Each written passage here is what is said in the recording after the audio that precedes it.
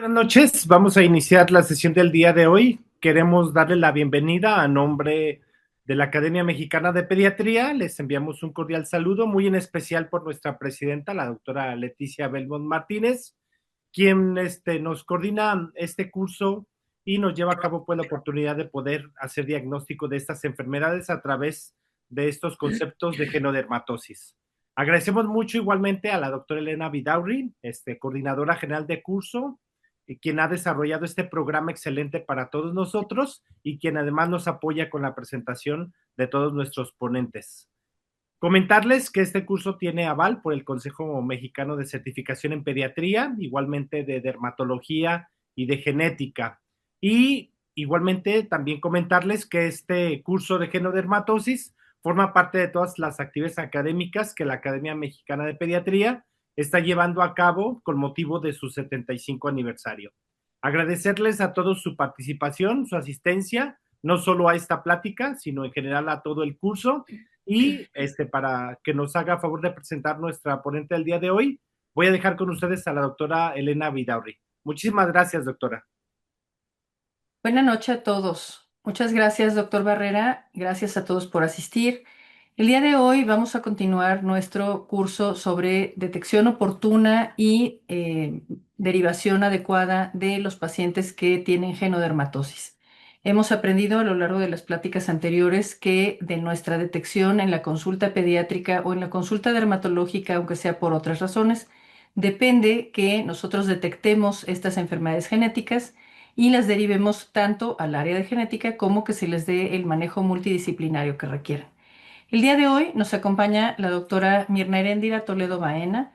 Ella es adscrita al Departamento de Dermatología Pediátrica del Hospital Infantil de México, es maestra en ciencias, es dermatóloga pediatra e investigadora médica y nos va a hablar sobre genodermatosis con envejecimiento prematuro. Muchas gracias por acompañarnos, Mirna. Muchas gracias, al contrario, gracias por la invitación. Si me pueden permitir compartir mi pantalla, por favor, para compartir la presentación. Agradezco mucho el poder estar aquí, el poder compartir un poco de lo que vemos en el servicio de dermatología al ser un hospital de referencia.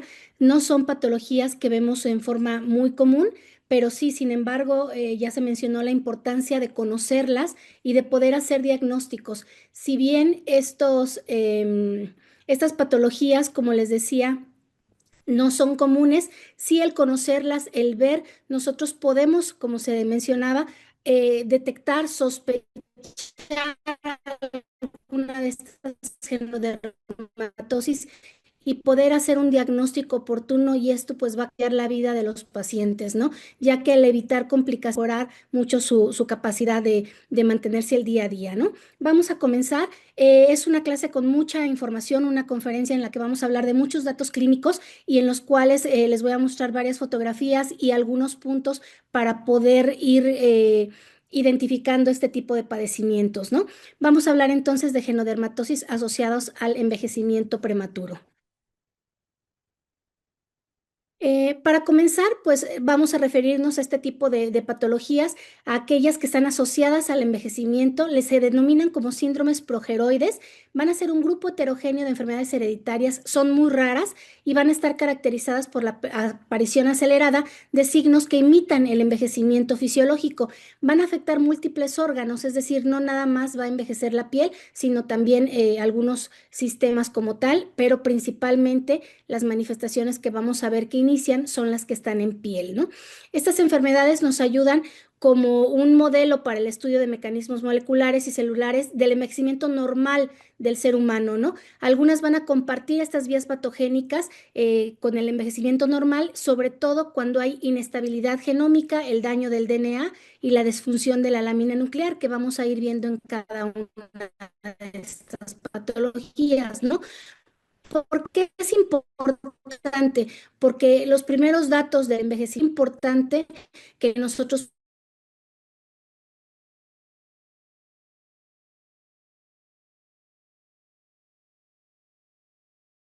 que los mecanismos de reparación del DNA que van a ayudar a prevenir este envejecimiento estén correctos. Si hay alguna alteración en esto, son los primeros que pueden tener algún daño, ¿no?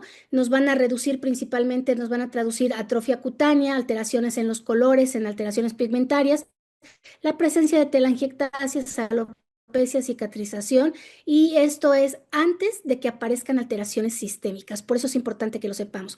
Está considerado entre las enfermedades raras, es una por cada millón y una por cada 8 millones, dependiendo de la patología que estemos estudiando, pero son realmente patologías que vemos a nivel mundial. No tienen una identificación, la gran mayoría de las que vamos a ver el día de hoy, por el sexo como tal, el sexo. Sin embargo, pues sí tenemos algunos agrupamientos familiares, sobre todo cuando hay más consanguinidad.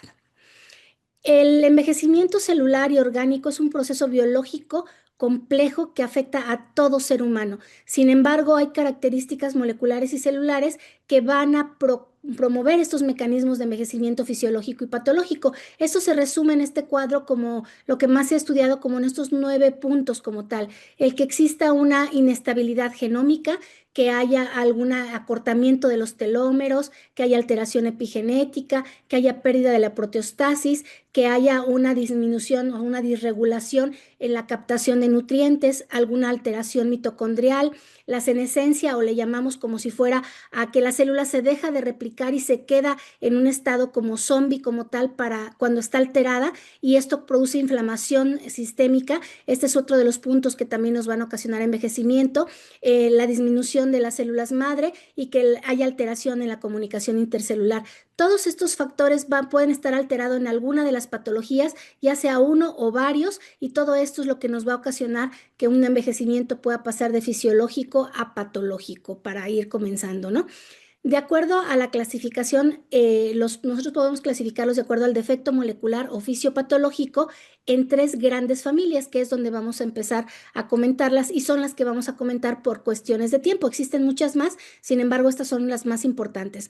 El primer grupo es aquella que tiene defectos en la reparación del DNA, a lo que llamamos la inestabilidad genómica que les mencionaba, y aquí los 2 principales son el síndrome de Cockayne y la tricotiodistrofia, que vamos a ir viendo, ¿sí? El segundo grupo son los defectos en la replicación o el mantenimiento de los telómeros.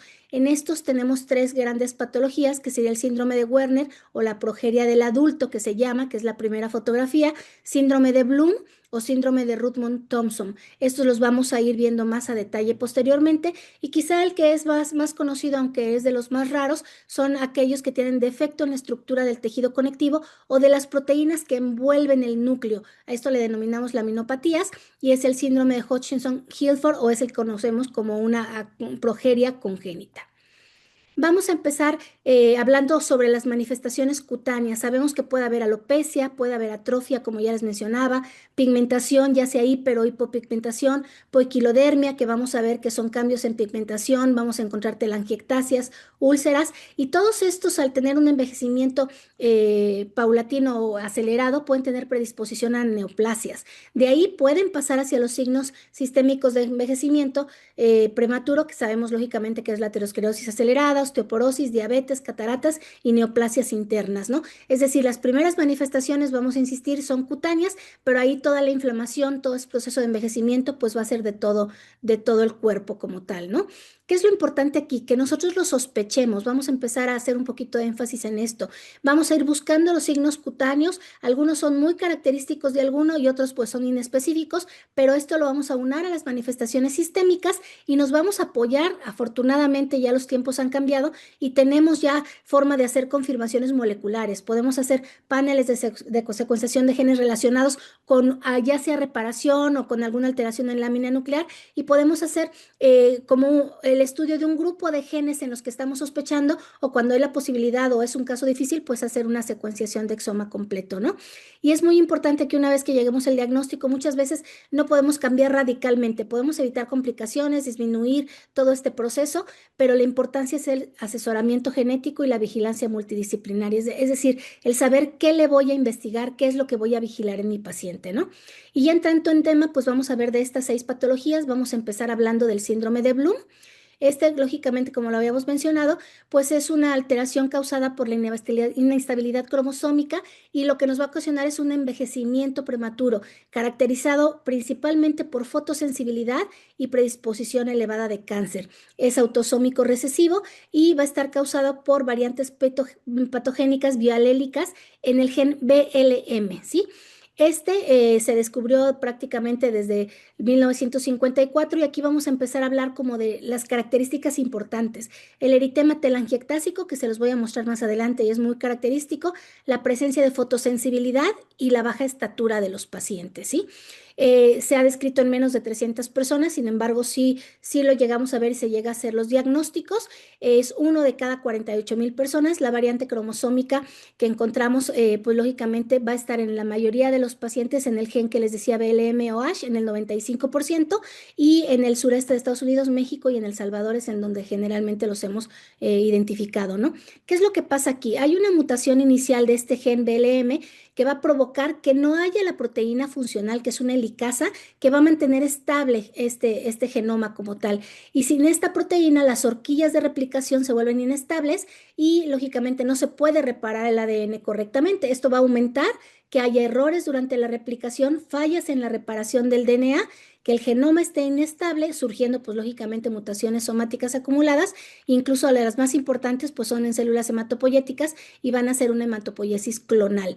Estos pacientes característicamente tienen en piel, principalmente localizado en nariz y mejillas, lo que llamamos el rash de mariposa. Puede extenderse a manos y brazos después si es mucha la fotosensibilidad, pero es muy característico. Incluso tenemos que hacer diagnósticos diferenciales con otras patologías que nos dan fotosensibilidad. Empieza con una placa eritematosa, descamación fina, eritema y lo característico que les menciono, la poiquilodermia, que sería la atrofia de la piel como tal, la descamación, la presencia de telangiectasias, una fotosensibilidad muy importante. Vamos a encontrar la piel cubierta con la ropa prácticamente normal y sí el daño en las zonas expuestas. Es crónica, progresiva y lógicamente se va a exacerbar mucho con la mayor exposición solar. Podemos encontrar en cuanto a alteraciones de pigmentación en tronco y extremidades inferiores estas manchas tipo café con leche o hipopigmentación. Es menos común que estas manchas estén en cara, generalmente van a estar más en el tronco y las extremidades superiores y no nos van a dar ninguna síntoma. Vamos a encontrarlas también como fases crónicas y progresivas y tenemos que hacer diagnóstico diferencial con otras de estas, ¿no?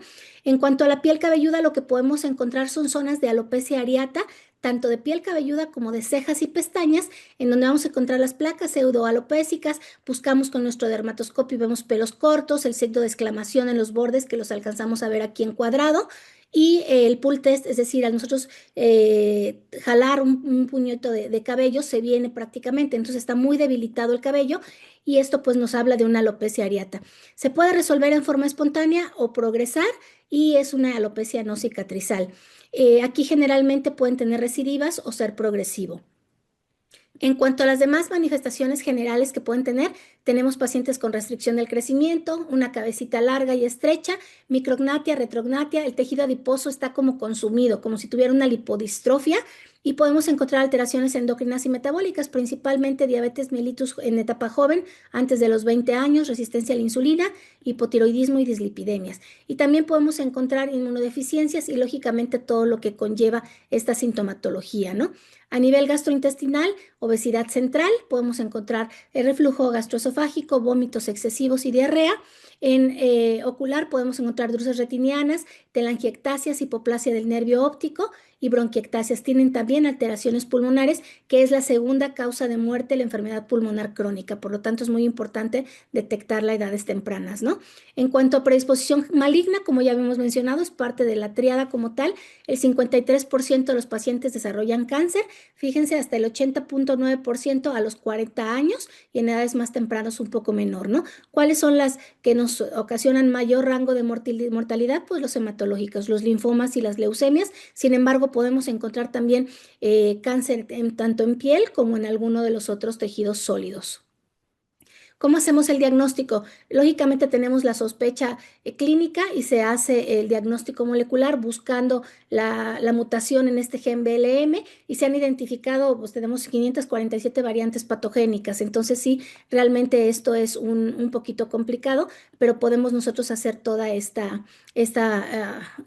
estudio como tal, ¿no? Generalmente pues va a ser un dato característico el hacer el estudio citogenético y la clínica es la que nos va a ayudar al estar nosotros sospechando que este padecimiento se puede hacer. No hay un diagnóstico, criterios como en otras patologías que vamos a ver, pero el hecho de que tenga deficiencia de crecimiento, fotosensibilidad, nuestro rash en alas de mariposa, la presencia de inmunodeficiencias, resistencia a la insulina y aparición de cánceres tempranos, todo esto nos hace sospechar en esta patología, ¿no?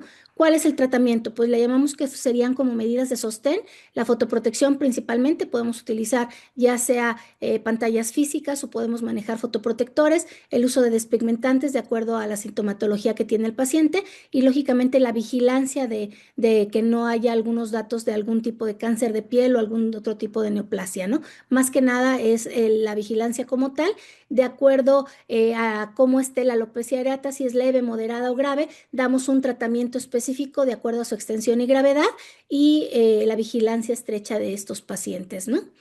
Vamos a pasar en segundo punto con la tricotiodistrofia. Esta es un trastorno genético que nos va a desencadenar por el metabolismo del azufre. Va a ser caracterizado por la fragilidad del tallo piloso, la disminución del contenido de azufre en la queratina del cabello, entonces lo hace muy frágil y vamos a encontrar como el cabello medio roto o en zonas donde no crece mucho, asociado a manifestaciones multisistémicas, principalmente neurológicas y oftálmicas. Tiene una patrón autosómico recesivo, aunque también podría ser posible una transmisión ligado al X, ¿no? ¿Por qué se le puso este nombre? Porque viene de tío azufre y distrofia desarrollo anómalo, es decir, es un déficit de azufre en la queratina del tallo piloso. Se describió, tiene poco tiempo, probablemente desde 1970, y se asoció con una alteración en la reparación del DNA, ¿sí? Es muy raro, es 20 veces mayor el riesgo antes de los 10 años de fallecer como tal. Generalmente, pues muchos de estos niños nacen con peso bajo, requieren terapia neonatal como tal y generalmente las mamás refieren que han tenido complicaciones en el embarazo, parto prematuro, preeclampsia y síndrome de HELP, ¿no? ¿Qué es lo que pasa aquí? Aquí tenemos genes implicados en la transcripción y reparación del DNA y en la síntesis proteica alternados. Tenemos, de acuerdo al gen en el cual encontramos la alteración, formas fotosensibles o formas no fotosensibles como tal, ¿no?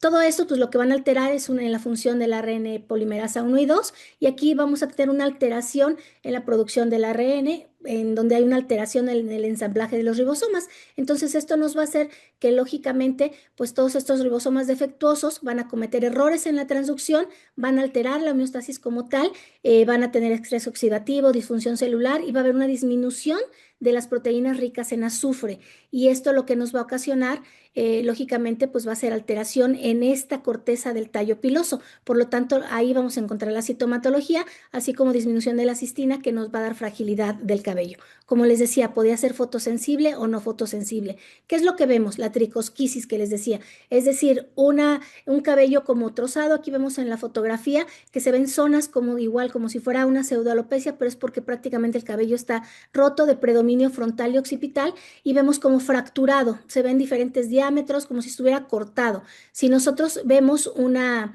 imagen como tal en el microscopio, podemos alcanzar a ver que se ven las líneas, que no, perdón, no salió aquí como tal, y podemos encontrar un poco de la alteración en esta coloración. El resto de la piel podemos encontrar máculas eritematosas, placas descamativas y fisuras superficiales.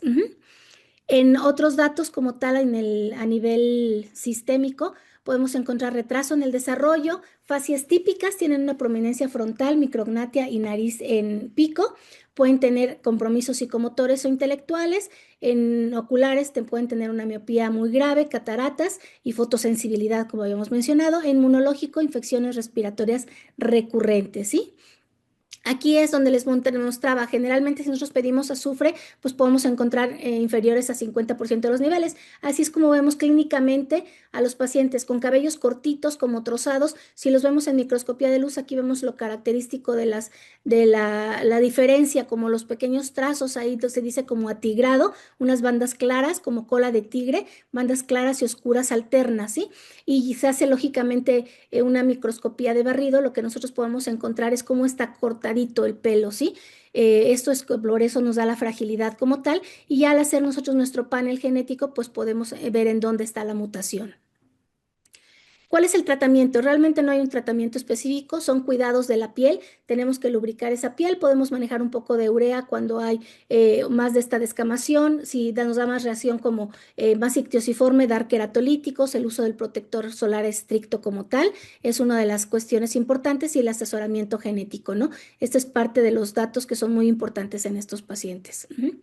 Pasando al tercer padecimiento, vamos a ver el síndrome de Hutchinson-Gilford o le llamamos la progeria infantil como tal. Esta es la que todos nos recordamos en forma más fácil cuando pensamos en este tipo de patologías de envejecimiento prematuro. Sabemos que es una genodermatosis rara, incurable y va a estar ocasionado por este envejecimiento brusco y prematuro. Los rasgos faciales son muy característicos, van a tener alopecia estos pacientitos y pues la esperanza de vida va a estar reducida. Se refiere que un año calendario normal de nosotros corresponde a 10 años de ellos, por lo tal este proceso de envejecimiento pues es 5 a 10 veces más rápido que lo que normalmente hacemos, ¿no? Fue descrito por Hutchinson la primera descripción, posteriormente 11 años después Guilford mencionó de un paciente similar, por eso se le puso ese nombre. Nicolas Levy fue el que descubrió el gen causante y hay grupos muy importantes en Francia y Estados Unidos de estudio para poder entender esta enfermedad, ¿no? Es 1 en 4 a 8 millones, es decir, es una incidencia muy, muy baja. Se dice que 1 por cada 20 millones de personas vivas y va a haber aquí sí un poco de predominio de sexo masculino que el femenino, ¿no? Se ha hablado de un poquito de la relación entre la edad paterna con la mutación de este gen, que es el gen LMNA. No hay distinción de raza, hay 400 descritos en todo el mundo como tal, y es un tipo de herencia autosómico dominante con penetrancia completa, aunque sí hay casos esporádicos, ¿no? Como les mencionaba, es el gen LMNA, que depende de dónde esté como tal alterado, podemos hablar de lámina A o lámina B. De acuerdo a esto, tenemos diferentes cromosomas en los cuales se puede encontrar, en el cromosoma 1, en el cromosoma 5, aquí lo podemos encontrar. ¿Y qué es lo que hace este gen LMNA? Este va a dar instrucciones para producir las proteínas de la lámina A y la lámina C a nivel de núcleo, ¿sí?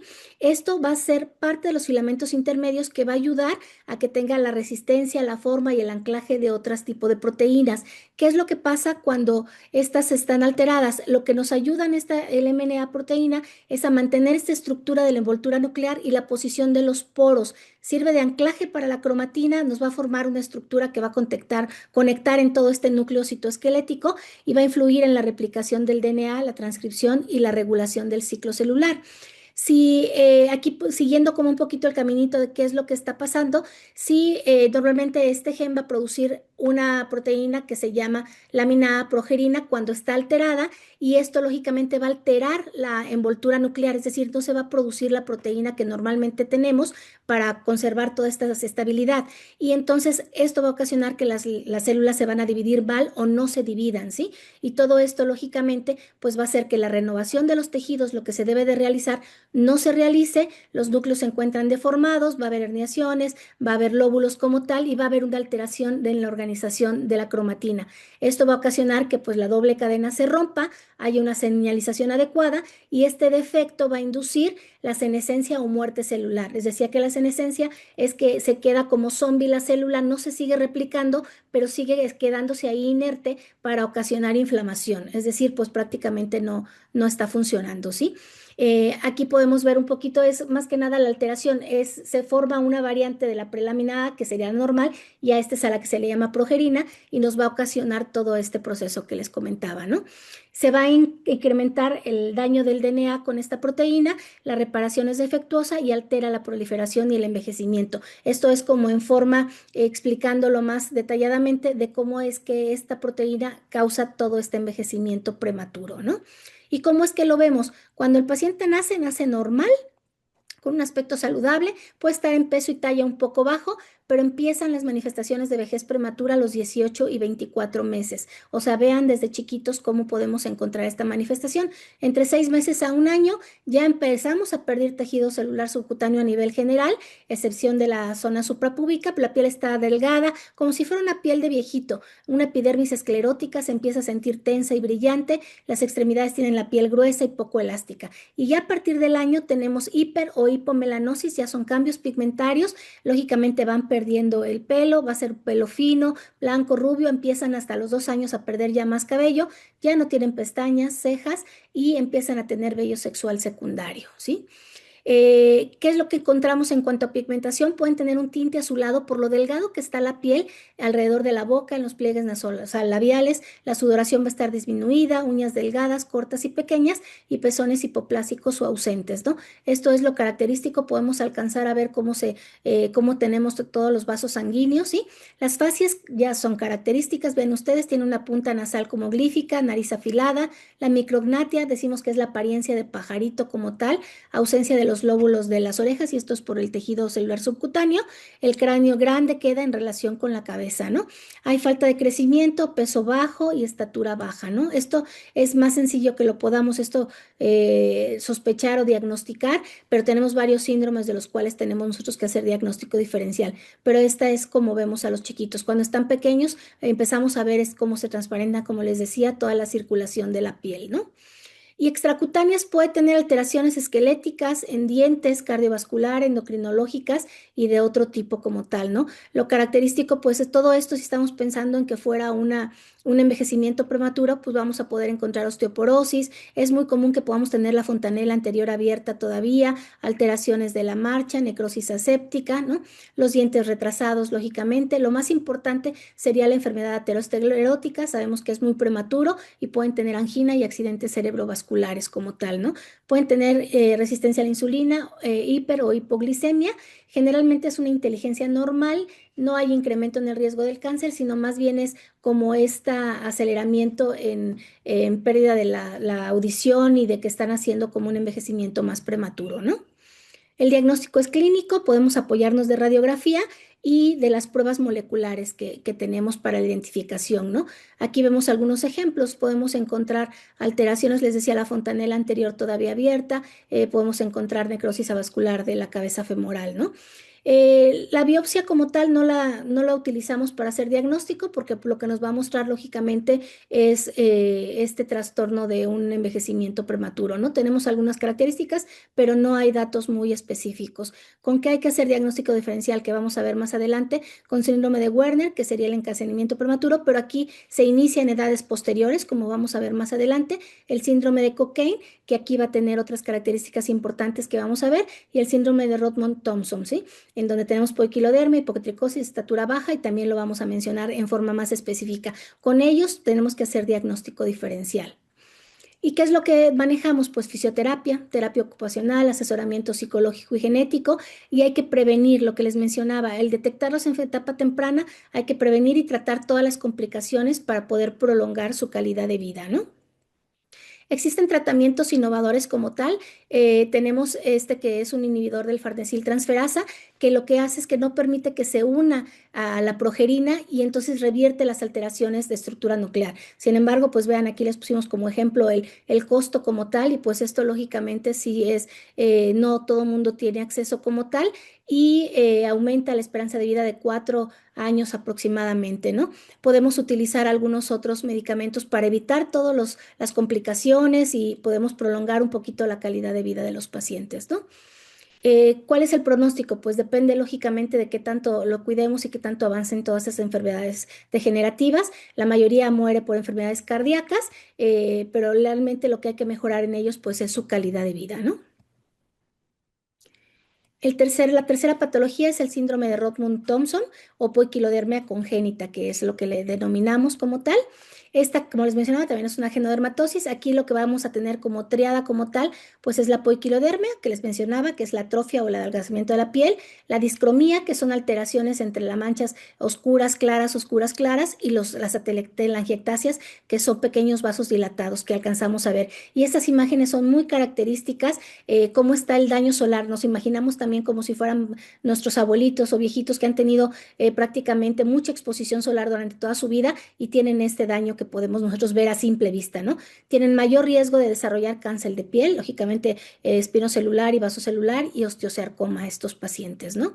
Esta sí tiene ya más tiempo que se ha descrito, desde 1868 como tal, y prácticamente hasta 1957 se consideró su nombre ya como Rodman Thompson como tal. La incidencia son muy pocos casos, la prevalencia no es exacta, al menos tenemos como 500 individuos afectados y les voy a mostrar algunos también de los que tenemos nosotros en el hospital. Y aquí el protagonista pues es el gen REC-QL4. En el 60% tenemos alteración en estos, en el ANAPC1 el 10% y tenemos algunos otros generalmente, ¿no? E incluso hay algunos pacientes en donde no se ha logrado identificar cuál es la alteración molecular que tiene este paciente, ¿no? Es autosómico recesivo. ¿Y qué es lo que hace esta proteína RECQL4? Esta va a codificar una helicasa de ADN que lo que va a ayudar es a desenrollar el DNA y prácticamente va a ser un papel como de mantenimiento de integridad genómica. O sea, va a mantener todo esto, va a ayudar a que se lleve a cabo adecuadamente la replicación, la reparación de rupturas, reparación por escisión de nucleótidos, mantenimiento de los telómeros, el transporte del P53 a la mitocondria y síntesis del DNA mitocondrial. Se dice que este gen como tal va a ir muy en relación al P53 cuando interactuando entre el núcleo y la mitocondria, entre haciendo toda esta reparación del DNA y en momentos de estrés, lógicamente va a disminuir y entonces va a activarse un poco más la actividad del P53 y esto nos va a causar la alteración de todos estos pacientes, ¿no? Tenemos dos tipos, el tipo 1 que en donde encontramos la alteración de la NAPC1, donde hay poiquilodermia, displasia ectodérmica, cataratas juveniles, y el tipo 2, de que es el de REC-QL4, tenemos la poiquilodermia, defectos óseos congénitos y mayor riesgo de osteosarcoma, que estos son uno de los puntos importantes, porque podemos hacer el diagnóstico con los datos en piel que tenemos, pero sí es muy importante saber que estos chicos pueden desarrollar más adelante osteosarcoma y cáncer de piel, entonces tenemos que darle un seguimiento importante, ¿no? ¿Qué es lo que vemos? Nacen normales, como mencionábamos, y la fase aguda antes de los 6 meses de edad empiezan con eritema, edema, ampollas, principalmente en áreas fotoexpuestas, y es por lo que consultan los pacientes. Llegan las mamis diciéndonos que se asolearon un poquito, pero que están quemados, sobre todo lógicamente en mejillas, es lo más característico, y superficies extensoras donde realmente son áreas fotosensibles, ¿no? Incluso en algunos casos mucho más podemos encontrar ya a esas edades tan tempranas todos los datos que podemos encontrar de daño solar en zonas expuestas, ¿no? Y alcanzamos a ver estas como de inicio, las pequeñas manchitas hiperpigmentadas, hipopigmentadas, las telangiectasias como tal, puede acompañarse de alopecia o hipotricosis, vean en esta fotito, como falta un poco de cabello y disminución de la densidad, podemos tener alteraciones en uñas, dedos displásicos y es poco común, pero podemos tener calcinosis cutis en estos pacientes, ¿sí?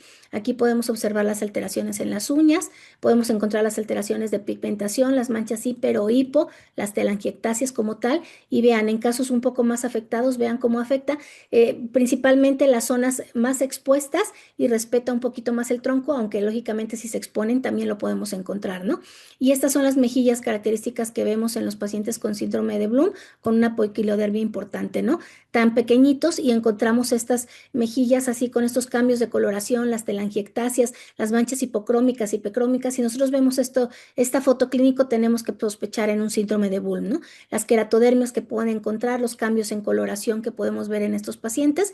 Nosotros tenemos reportados en el Hospital Infantil 2 pacientitos, estas son sus fotografías, están publicadas en el boletín del Hospital Infantil de México de hace un par de años, en donde en uno de ellos se pudo hacer el estudio genético y confirmamos esta mutación. Y a estos pacientes, lógicamente, los tenemos en vigilancia estrecha, ¿no? Dándoles el manejo multidisciplinario, ¿no? Las facies, se ve un rostro triangular, la prominencia frontal como tal, y la lesión prácticamente en la piel, baja estatura, y podemos encontrar alteraciones también en algunas de estos. ¿Cuáles alteraciones en general podemos tener? Les mencionaba las alteraciones óseas, el mayor riesgo de desarrollar osteosarcoma, hipogonadismo, infertilidad, cataratas juveniles, podemos tener diarreas crónicas, hipodoncia y alteraciones en el desarrollo como tal, aunque la mayoría lo pudiese tener normal. Nuestro diagnóstico es clínico, tenemos que hacer estudios complementarios por el riesgo de osteosarcoma y el diagnóstico pues lo hacemos con las pruebas moleculares, ¿no? La biopsia lo único que nos va a arrojar, lógicamente, es una piel con fotodaño, entonces tampoco es específica para este tipo de patología, pero si tenemos duda lo hacemos, ¿no? Tenemos otro tipo de poiquilodermia, tenemos que hacer diagnósticos diferenciales con todas estas, buscando otro tipo de características que puedan tener. Podemos hacer también diagnóstico diferencial con síndrome de Fanconi, ¿sí? ¿Qué hacemos? Pues fotoprotección principalmente, vigilar que no tengan lesiones sugestivas a cáncer de piel y poder tratar ya en forma mucho más especial las lesiones por fotodaño, ¿no? Que aquí podemos utilizar láser colorante pulsado, podemos utilizar un láser vascular para poder disminuir esto como tal, ¿no? El pronóstico, el 30% a los 9 a 10 años puede desarrollar osteosarcoma y se refiere a una tasa de supervivencia a los 10 años del 63%, ¿no? Entonces tenemos que darles el apoyo a estos pacientes. Vamos con el cuarto padecimiento, que es el síndrome de Werner.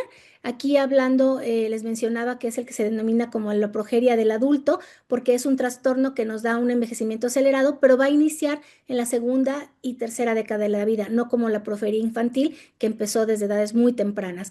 Es autosómico recesivo, se refiere a mayor incidencia en Japón, y los datos que pueden encontrar son hipogonadismo, atrofia laringia y otoesclerosis en estos pacientes, ¿sí? Vean la carita que tiene, ya también disminución del tejido celular subcutáneo, el encanecimiento como tal. En cuanto a la epidemiología, es una enfermedad extremadamente rara, se refiere hasta en uno de 500,000 pacientes, hay reportados hasta 1,500 como tal. En Japón es más la incidencia, como les mencionaba, uno en 20,000, aunque también encontramos aglomeraciones familiares en algunas poblaciones como tal. Afortunadamente en nuestra población son esporádicos y no hay diferencia entre los sexos, ¿no? Como les mencionaba, es autosómico recesivo, ambos padres pueden ser portadores heterocigotos y va a codificar la proteína Werner. Esta es la que pudiese estar alterada. Esta proteína tiene una actividad de licasa y exonucleasa, entonces nos va a ayudar a optimizar la reparación del DNA y también va, si está alterada, pues nos va a ocasionar una inestabilidad genómica, ¿no? Aquí lo que ocasiona es si hay alguna alteración, va a haber inestabilidad genómica, va a haber la capacidad replicativa va a estar limitada y va a haber alteraciones tanto en replicación, recombinación y transcripción, en el mantenimiento de los telómeros y en desorganización de la cromatina. Es decir, va a ser muy importante su participación para que todo esto no se produzca, ¿no? ¿Cuáles son los datos típicos? Pues es un encanecimiento y adelgazamiento del pelo del 100% de los pacientes. Cataratas bilaterales también, dermatopatología característica, lo que les mencionaba es un envejecimiento prematuro y talla baja en el 95%, ¿sí? Tenemos muchos trastornos en donde empieza la canicie o la coloración gris prematura del pelo, ¿no? Entre estos, pues tenemos que hacer diagnósticos diferenciales con otros, pero aquí lo que les estoy mencionando de las otras características es mucho más sencillo poder hacer el diagnóstico, ¿no? Tienen la talla baja que les mencionaba, extremidades delgadas, obesidad central, manos y pies pequeñas, ¿no? Aquí tienen como si fueran ya un paciente de 20, 30 años, como si tuviera 3 veces más su edad, ¿no? Ahí lo podemos observar. Su carita delgada, demacrado, ojitos prominentes, la naricita que va perdiendo la forma, los surcos radiales alrededor de la boca, es decir, ya tiene mayores arruguitas, una voz aguda y áspera. ¿Y qué es lo que encontramos? La atrofia también de la piel, descamación, la hiperpigmentación moteada, es decir, como si pudiéramos encontrar datos de un viejito como tal, ¿no? Las uñas alteradas, queratosis plantar, podemos encontrar calcificación de tejidos blandos y úlceras en extremidades. Esto es algo muy importante en ellos que podemos nosotros batallar mucho en el tratamiento, ¿no? Aquí podemos observar cómo pudiera ir avanzando. Vemos cómo estaban a los 20 años más o menos y después cómo están poco a poco evolucionando en esto, ¿no? ¿Qué más pueden tener? Les decía diabetes, hiperlipidemia, aterosclerosis, todas estas alteraciones que también podemos encontrar en los pacientes, ¿no? Aquí esta me gustó mucho porque muestra a una mujer a los 8 años, pues está prácticamente normal. A los 21 la vemos todavía casi más como adulta y va poco a poco aumentando mucho de tal forma que a los 56 años pues ya parece una pacientita como de unos 80 años, ¿no? Entonces todo esto va también alterando también todos los demás órganos. Es muy común que presenten meningiomas, sarcomas, osteosarcoma, cáncer tiroideo y melanomas. Esos serían los riesgos de estos pacientes, ¿no? Lo mismo, no es específico la anatomía patológica, pero sí en algunos casos se tiene que realizar, ¿no? Tenemos criterios, tenemos que hacer un diagnóstico definitivo, son 5 criterios cardinales y al menos 2 secundarios. Esto los pueden revisar y es en forma clínica que lo sospechamos, y de ahí pues se hacen paneles de genes para reparación del genoma, en donde están todos los genes que pueden estar alterados, y con esto podemos hacer diagnóstico, ¿no? No tiene cura, hay que controlar las complicaciones al igual que los otros, hay que hacer ejercicio, buena alimentación, peso adecuado y lógicamente el consejo genético, ¿no? La esperanza de vida de ellos son de 50 años, la muerte es por enfermedades cardiovasculares y cerebrovasculares, y es importante que los portadores heterocigotos tienen más riesgo de neoplasias y más riesgo de enfermedad cardíaca, ¿no? Por último, vamos a mencionar el síndrome de Cockayne, que yo creo que es el que vemos de todas estas enfermedades raras como un poco más frecuente, ¿no? Es una enfermedad autosómica recesiva rara, es un trastorno en la reparación del DNA, y el defecto es en la vía de reparación de la escisión de nucleótidos acoplada a la transcripción. Es decir, la alteración, como les mencionaba, entre los mecanismos es la reparación, ¿no? En esta hay un poquito más de pacientes como tal, el 30-40% tienen alguna consanguinidad. Incluso en México tenemos algunas poblaciones identificadas en donde hay varios afectados dentro de una misma comunidad, aunque aún así se reportan casos esporádicos y muchos son subdiagnosticados como tal, ¿no? Es herencia autosómica recesiva. Los protagonistas de los genes implicados son ERCC6 y ERCC8, ¿no? CSB y CSA. Es más común el CSB que en el 65% de los casos, ¿no? Y son esenciales estos genes para la reparación de la escisión de nucleótidos que les decía, acoplada a la transcripción. Así se llama esta vía como tal, y lo que significa o lo que nos traduce es que son responsables de corregir las lesiones de DNA inducidas por radiación ultravioleta y estrés oxidativo durante la transcripción, ¿sí? Entonces, lo que pasa es que hay un daño por radiación ultravioleta, esto genera distorsiones en el DNA. En individuos sanos, este sistema TSNR reconoce la lesión y la separa rápidamente y la repara. En este padecimiento, esta reparación no existe y hay una acumulación del daño de células DNA, lógicamente, especialmente en neuronas y fibroblastos, causa una apoptosis precoz y un aumento de radicales libres y daño mitocondrial. Esto nos da neurodegeneración, ¿no? ¿Cómo lo vemos nosotros? Estos quizás estamos un poquito más acostumbrados a verlos, tienen retraso en el crecimiento postnatal, siempre van a estar por abajo del percentil 3, son niños muy, muy chiquitos, una microcefalia progresiva, tienen una facies característica, tienen mandíbula retraída, es decir, micrognatia, nariz afilada, ojos hundidos, nos dan la apariencia progenoidea, o sea, ya como los anteriores, retraso en el desarrollo psicomotor, les decimos también un poquito esta imagen de carita de pájaro como tal. La fotosensibilidad, podemos encontrar el eritema, ampollas, piel seca, y el pelo es fino y escaso, ¿sí? Pueden tener también canicie precoz.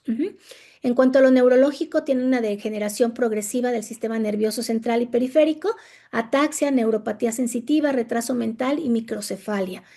Sensoriales, hipoacusia, degeneración retiniana, cataratas y queratitis, es decir, tienen más afección sistémica. En el infantil tenemos varios pacientes, vean cómo son diferentes, pero realmente podemos ir sospechando cuando ya aprendemos a ver ese tipo de ojitos, ese tipo de forma de cara, ese tipo de fotosensibilidad, podemos sospecharla en forma más sencilla, ¿no?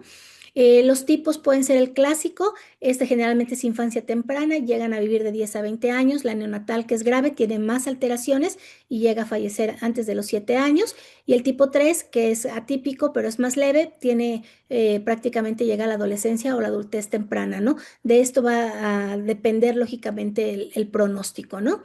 Aquí tenemos ejemplo de cómo va cambiando, miren, de prácticamente a los 6 meses, a los 2 meses, a los 4 años, y ya prácticamente cómo van modificándose las fases y cómo va alterándose el paciente, ¿no? Aquí podemos encontrar ya la confirmación que es molecular como tal, y se verifica lógicamente el tipo que es, pero pues aquí lo que tenemos que hacer es un apoyo y sostén del paciente y manejo de todo lo multidisciplinario de estos pacientes como tal, ¿no? Para hacer diagnóstico tenemos 2 criterios mayores y al menos 3 menores que pueden revisar, y ya con esto lógicamente después nosotros podemos hacer el estudio genético, ¿no? ¿Qué les damos o qué les ofrecemos? Pues lógicamente rehabilitación, es un tratamiento de rehabilitación, terapia ocupacional, terapia física, terapia pulmonar, terapia de lenguaje y sensorial. Son pacientes que requieren mucha atención, mucho acompañamiento durante su vida para poderlos manejar.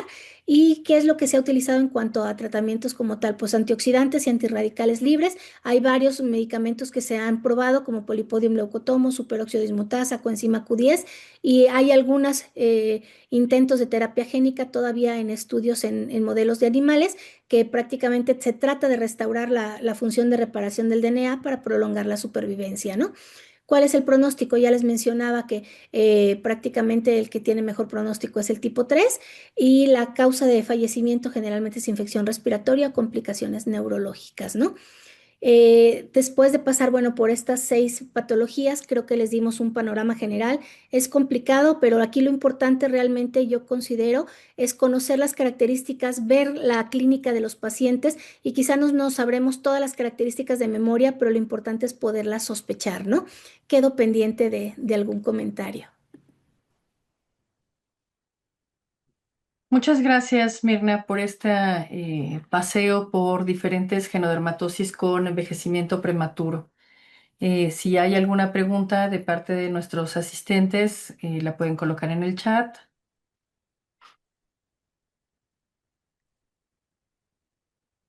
Creo que todavía no tenemos ninguna. Bueno. Yo te quisiera preguntar si han tenido pacientes con síndromes de envejecimiento prematuro y piel laxa, ambas. Ujú. Hemos tenido algunos pacientes con cutis laxa, pero han fallecido como en etapas tempranas. Ujú. Entonces no hemos logrado todavía como detectar, o sea, sí tienen algunos datos que probablemente pudieran más adelante tener datos de envejecimiento, pero han sido muy chiquitos los que hemos tenido con cutis laxa. Ujú. Gracias. Mm. Nos dice el doctor Alejandro Israel Muñoz que si puedes mencionar las primeras dos enfermedades de Es el manera muy síndrome de breve. Bloom y la tricotiroidiestrofia. Gracias. Ujú. Yo creo que los síndromes de envejecimiento prematuro nos han permitido asomarnos a los procesos de envejecimiento normal. De repente interpretamos que el envejecimiento es una serie de padecimientos altamente específicos, ¿no? O sea, uno cuando envejece tiene, por ejemplo, ritides al principio del movimiento y después no. Cuando en realidad la piel no tiene estas lesiones únicamente por envejecimiento cronológico, sino por fotoenvejecimiento.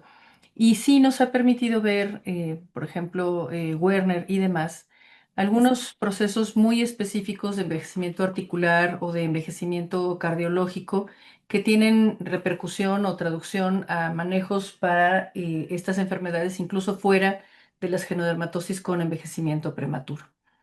Así es. Nos pregunta el doctor Carlos Esteban Aranza, ¿cuál es el mejor lubricante para la piel que platicaste en la tercera enfermedad? Yo creo que en cualquiera, realmente aquí tenemos una gran gama.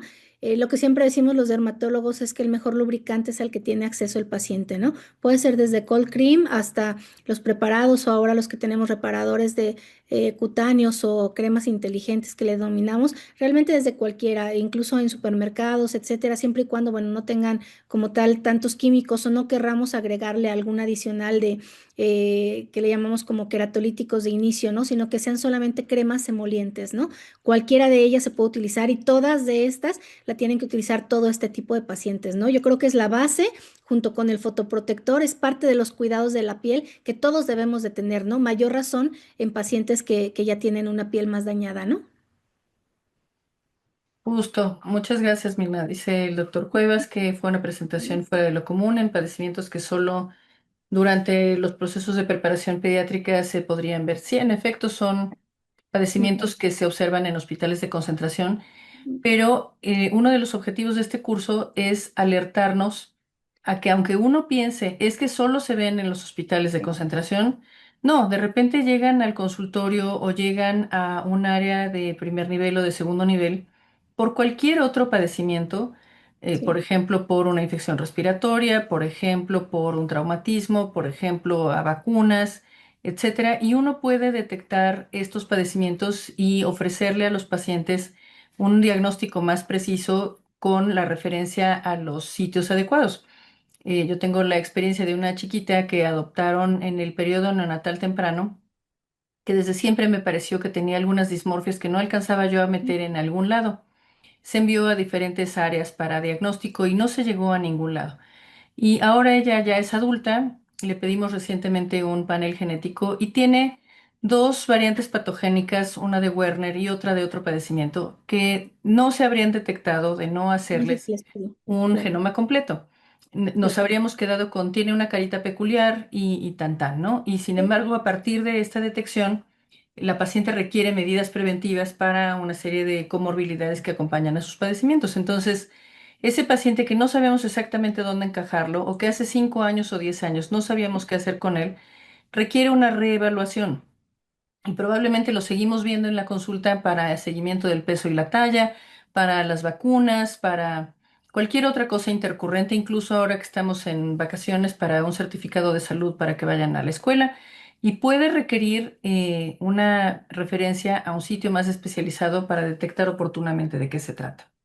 Así es, y actualmente con ya el mayor acceso que se tiene para poder hacer estos estudios moleculares, hemos tenido diagnósticos que, como tú mencionas, no se hubieran podido hacer de otra forma o nos acortan muchísimo el peregrinar de los pacientes para llegar a su diagnóstico, ¿no? Ujú. Totalmente. El doctor Garduño pregunta, ¿el envejecimiento incluye deterioro cognitivo? Sí, por supuesto, en unas patologías más que en otras, dependiendo, pero sí, sí, sí puede incluir esto, ¿no? Y no necesariamente, doctor Garduño, degeneración de las pautas de desarrollo. Es decir, no es que el niño, como en ataxia telangiectasia, pierde el control del tronco y posteriormente ya no se pueda parar y luego ya no se pueda sentar, ¿no? Como un síndrome de regresión, sino que pueden tener señales de demencia, de pérdida de la memoria de corto o de largo plazo. Es Sí. decir, como el deterioro que acompaña a los adultos muy mayores. ¿Alguna otra pregunta? Pues de no ser así, muchísimas gracias Mirna por No, esta gracias. excelente presentación sobre diferentes padecimientos poco comunes de Permítame. envejecimiento prematuro. Gracias, espero les haya sido de utilidad y un poquito el panorama y ver, y si uno no los conoce, no Estoy los en puede un Zoom de sospechar. genodermatosis, espérame. ¿Sí? Creo que le Pues vamos a muchas, ceder la muchas palabra a la gracias, doctora doctora. Leticia Belmont. Sí, muchas gracias, sí, perdón. Pues, doctora, muchas felicidades. Lo que nos compartió fue un pasaje académico Sí, claro. increíble. Muchísimas gracias. También y felicitaciones. Está teniendo usted muchísimos aplausos. Ah, Y pues gracias. también un agradecimiento a la doctora Vidaurri por esta Claro, iniciativa y al claro. doctor Juan Carlos Barrera de León, que desde Guadalajara nos deleita con esta excelente coordinación y su amplio interés de seguir participando con todo. Perfecto. Muchísimas gracias. Voy a pasar unos videos y al término de los videos se cierra la transmisión. Y nos vemos la próxima semana. Muchas Entonces, gracias. Gracias ándele, a pues todos muchas igualmente. gracias y muchas Gracias. felicidades. Ujú. Gracias.